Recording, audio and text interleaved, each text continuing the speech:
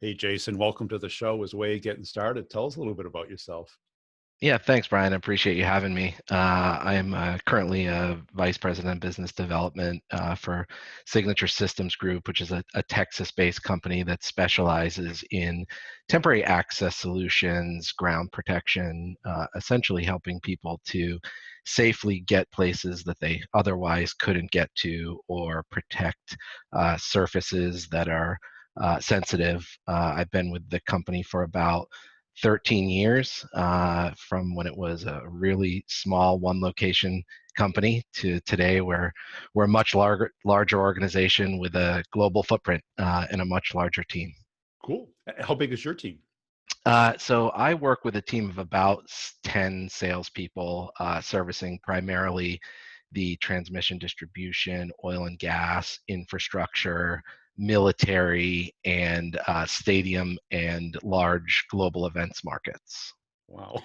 Sounds like an easy to access group of people.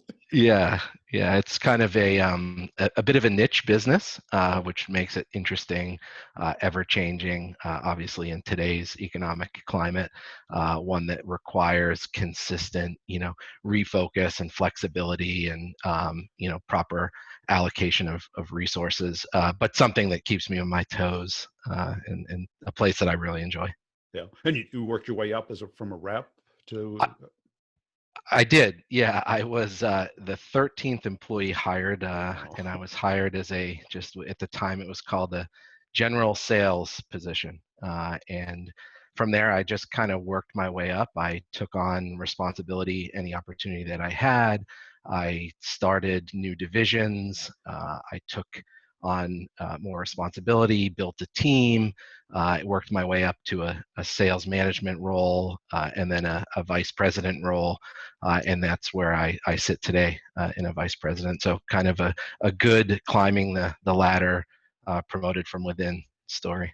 And what was it like being one of the first employees, especially when you were remote, right? So, at the time I was not a remote employee. We were headquartered in New York City. I was hired by the founder of the organization, who was a tremendous leader, and somebody that I learned a lot from.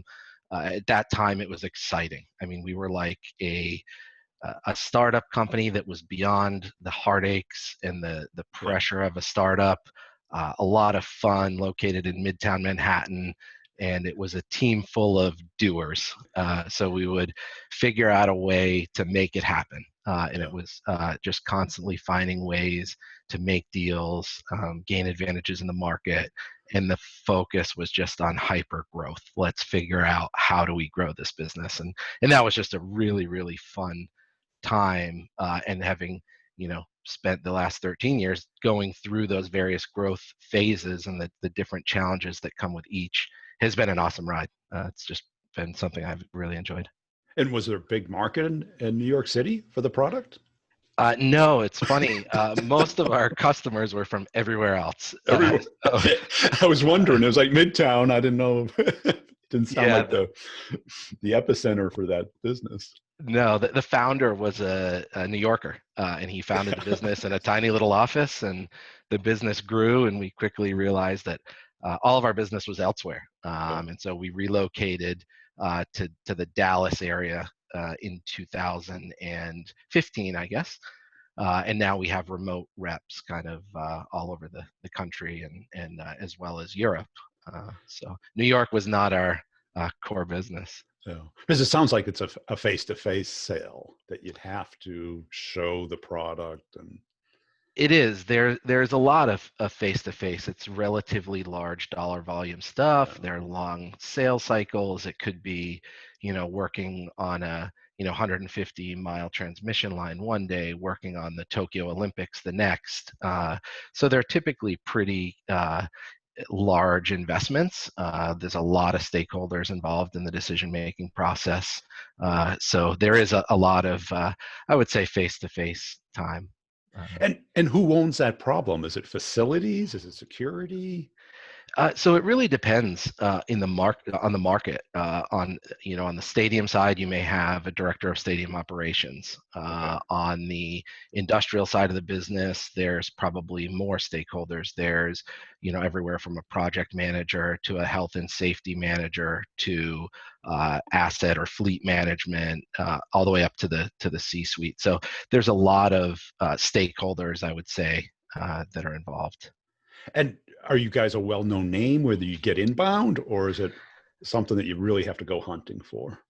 So it used to be more inbound when we first started, and you run those PPC campaigns, and the phones ring off the hook, and email comes in. But then you hit a point where that starts to plateau, right? Yeah. That you have to start to go out and target new business and create some outbound efforts, and that's kind of where we're at today. A lot more of our business, we're well known in the industry.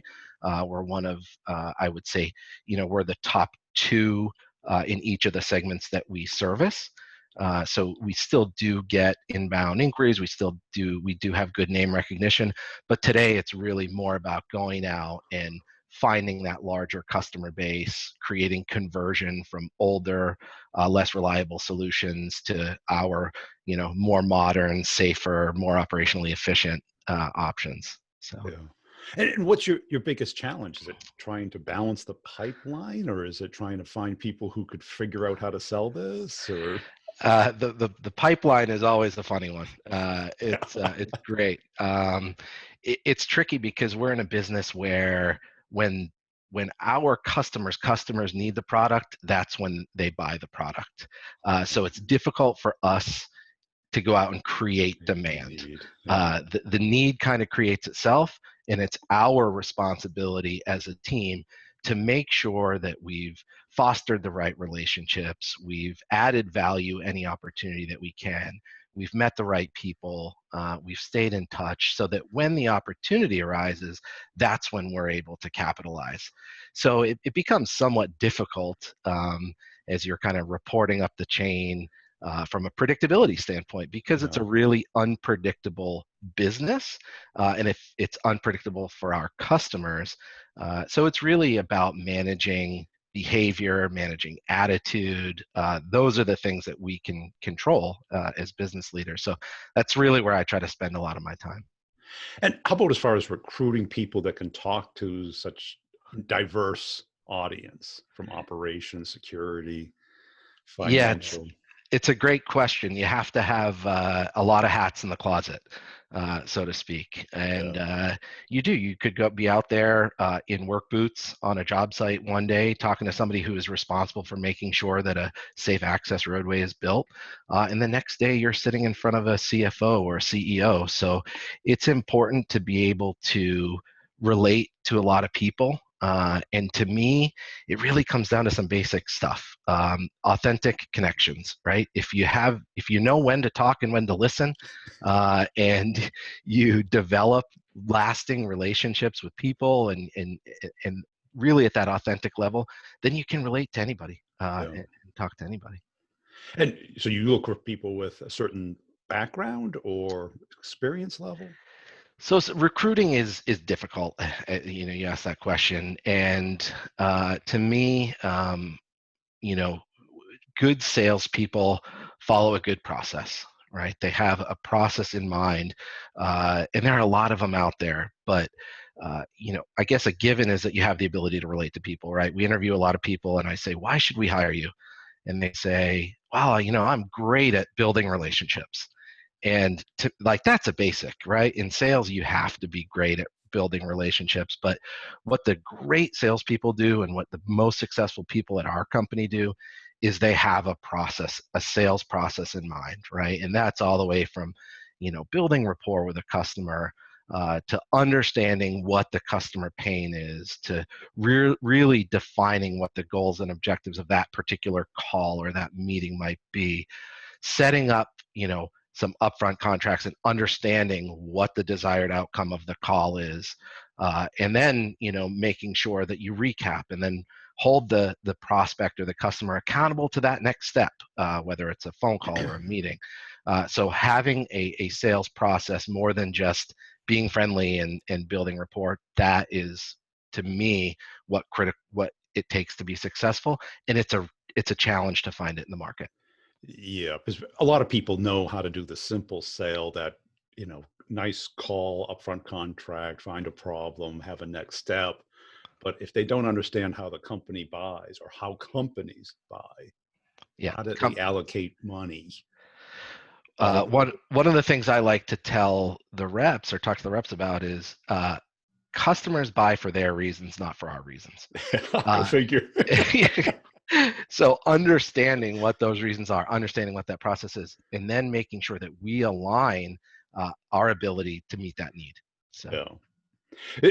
Because it sounds like once it becomes a priority, it is a priority. Up until then, it's a nice to know what it's out there. Correct. That's Yeah. absolutely right.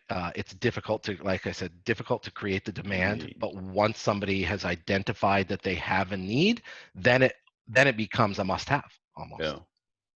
And do you find many reps understand how companies buy?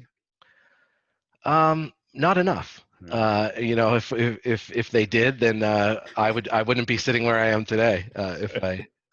But I would say, we spend a lot of time as leaders trying to develop the team, right? That's one of the things that leadership is really about, is developing the team, right? Helping them to learn a new skill or to figure out what it takes to understand why a company buys, or what a buy cycle might look like, or what the decision-making process timeline is. So, I try to spend a lot of my time with the reps. Not, of course, we spend time with the blocking and tackling, but it's the game planning where you really, and that's where you get buy-in from your team as well.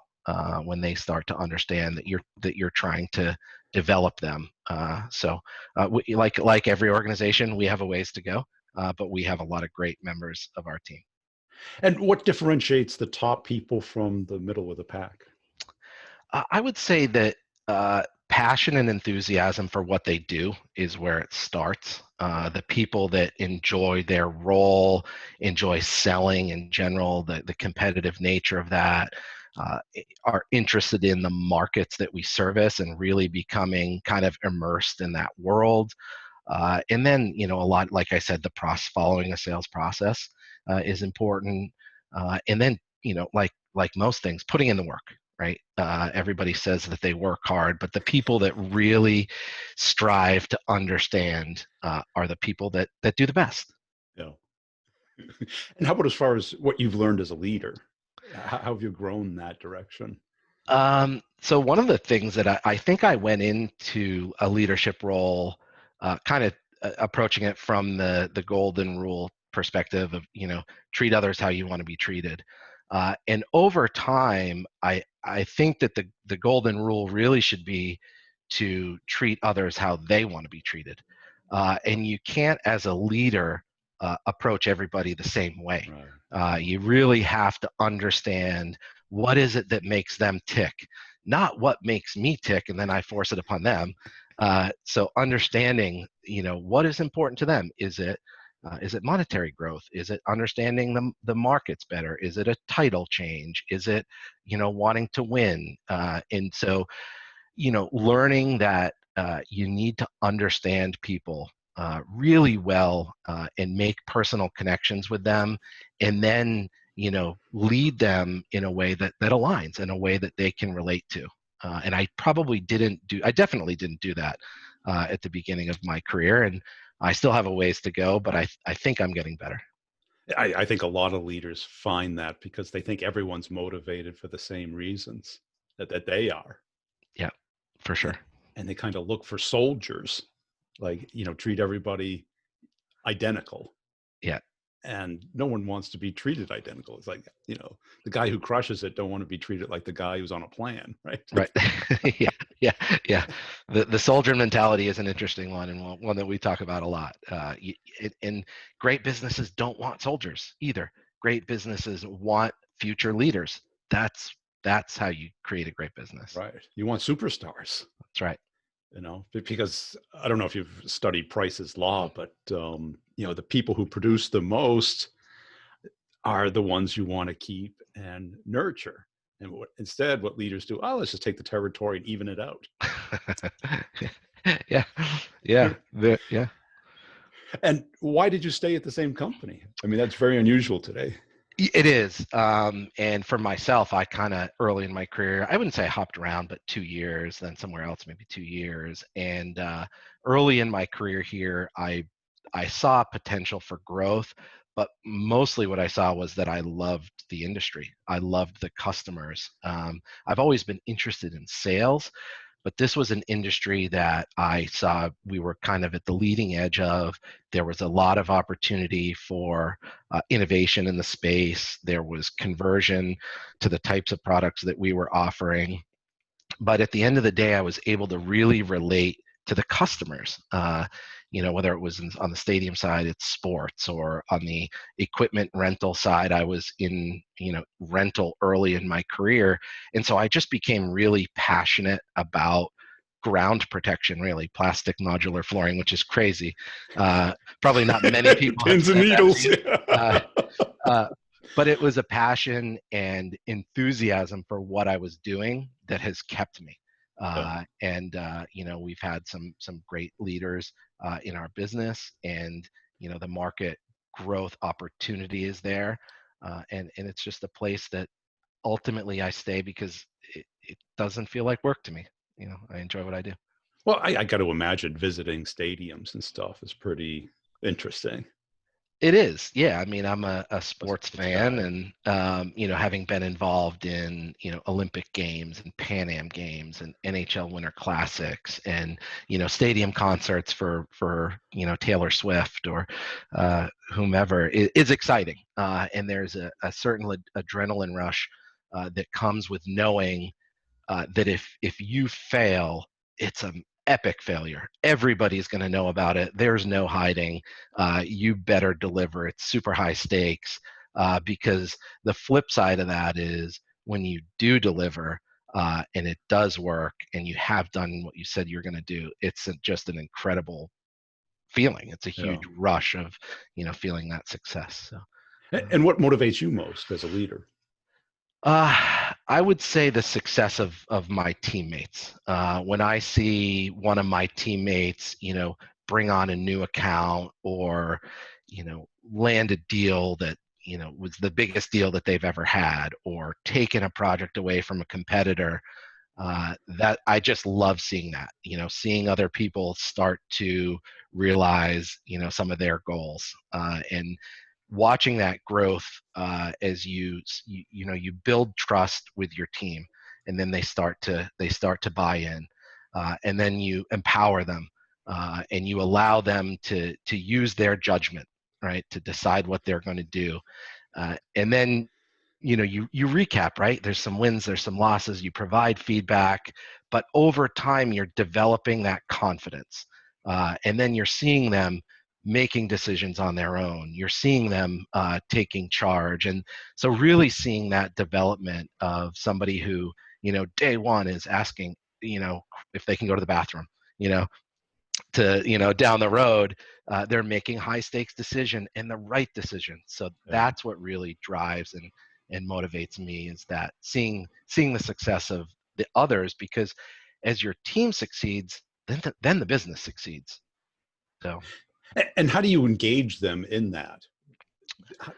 Because you don't want them to make a bad decision. I mean, and sometimes where they're just going down the wrong path. yeah, I mean, to me, it's just about being able to have an open relationship with your team. And once you build respect and trust, I find that a lot of that goes away, right? They start to understand, what are the parameters for me to make a decision that is not going to be catastrophic if it's wrong? Yeah. When are the times that I need to engage somebody else?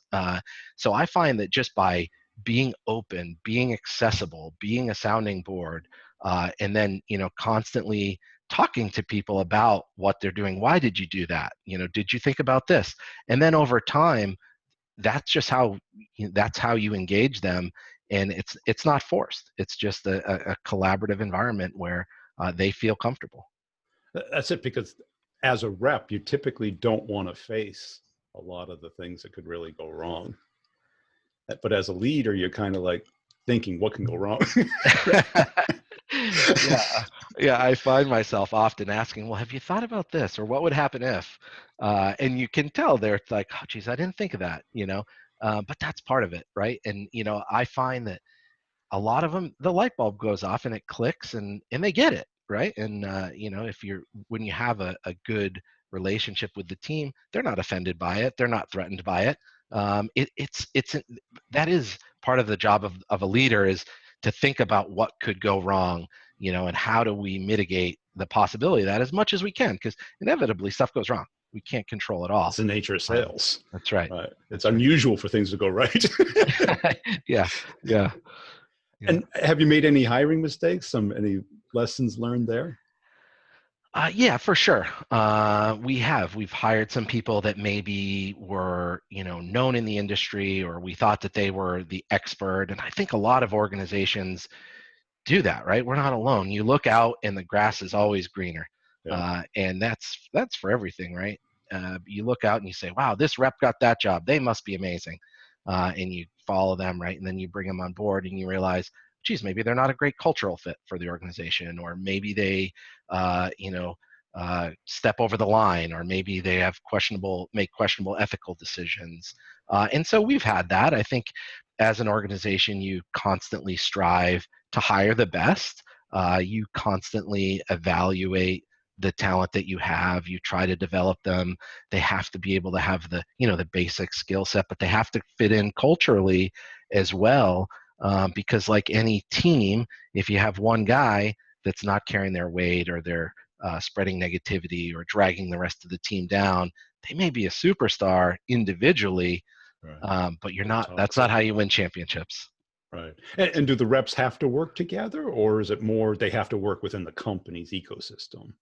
So our team does work very collaboratively together, because there is a lot of opportunities where one rep's account may be working in another rep's region, or you may have multiple companies bidding on the same project. So we have an environment where we talk all the time. I talk to the reps multiple times weekly. We have meetings where we're discussing what projects are out there, and that's if you build a team and you promote teamwork, then your team works well together. You don't have people going around this guy to get their customer better pricing, or trying to cut somebody out of a deal. And so internally, we really try to promote that teamwork aspect. And so the reps, then it's not forced, right? That's Yeah. just that's our culture, and Right. that's how we operate. So Because a lot of sales leaders pin each other against each other, which can be toxic at times. yeah, we definitely don't have that. I would say we still have good competitive banter. I would say where Banter. yeah, where everybody wants to, they want to be the best guy. They want to, Sure. they want to get the deal, but never at the expense of what's best for our customer. And that's really the expectation that we've set. Yeah. And so, we don't pit people against each other. That you win maybe in the short term that way, but it's not sustainable. Yeah. And have you found a particular background that fits the company really well? Like you talked about athletics. Yeah, I would say athletes have done pretty well, and I think that a lot of that comes from athletes tend to be competitive by nature. If you were a team captain or something, you have some good leadership skills. Athletes that played at a high level tend to be pretty self-motivated, so you're not babysitting. You're just you're guiding. They tend to have great work ethic and be focused. They tend to create and set goals for themselves that maybe supersede that of the company. So I would say athletes have done pretty well in our industry. And they've always had a coach too. So they've always depended on not depended, but accepted feedback from other people. Yeah, that's a great point. That's a great point. Where, because I've seen this pattern of performance professions come from performance backgrounds, athletes, performing arts, Yeah, because if you play an instrument, you have an instructor right. and nothing's natural. So that everything's awkward at the beginning. and you're taking instruction all the time. Yeah, And to become great at sales, you got to get feedback from other people. absolutely. It'll take Yeah, forever for you to accept it from the marketplace because it's false positives sometimes and false negatives. a lot of the time. Yeah. And you haven't used the word coaching, but you would just have a coaching style naturally, or? Yeah, I would say that's kind of how I approach the team, is that of a coach, Yeah. in helping. If I think back to some of the most influential people in my background, it was my coaches, my athletic coaches, and they do have a way of communicating a goal set, understanding what the game plan may be, allowing individuals to develop maybe their weaknesses, understand what their contribution to the team is. So that's what I try to do. I try to develop the team, whether it be advancing an account or overcoming an objection on a specific opportunity, or how to identify customers, or sometimes it's just giving them a hug, showing them a little love, Yeah. and picking them up. So I would say coaching is my preferred style. And are you one of the people who hate to lose or love to win? Uh, Both. I definitely hate losing, but as I've gotten a little bit older, you start to understand that it's inevitable, right?